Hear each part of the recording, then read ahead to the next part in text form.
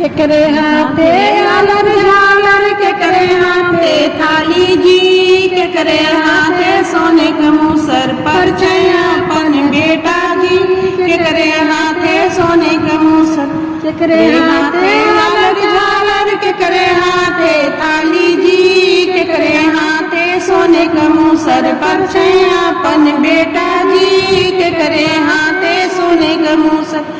दीदी हाथे आलर झालर, बुआ हाथे थाली जी, मम्मी के हाथे सोने का मूसर पर अपन बेटा जी, मम्मी के हाथे सोने का मूसर।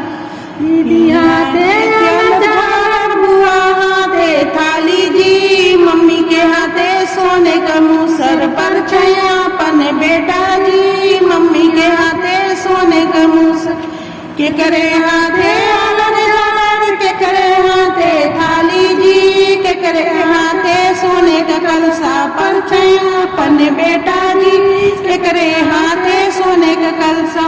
केकरे हाथे आलर झालर, केकरे हाथे थाली जी, केकरे हाथे सोने का कलसा पर अपन बेटा जी, केकरे हाथे सोने का कलसा। दीदी हाथे आलर झालर, बुआ हाथे थाली जी, मम्मी के हाथे सोने का कलसा पर अपन बेटा जी, मम्मी के हाथे सोने का कलसा।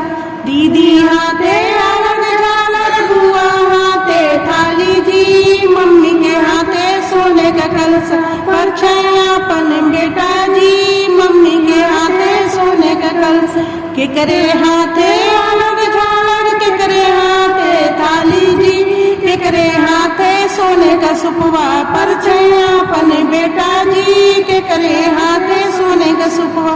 केकरे हाथे आलर झालर, केकरे हाथे थाली जी, केकरे हाथे सोने का पर अपन बेटा जी, केकरे हाथे सोने का सुपवा।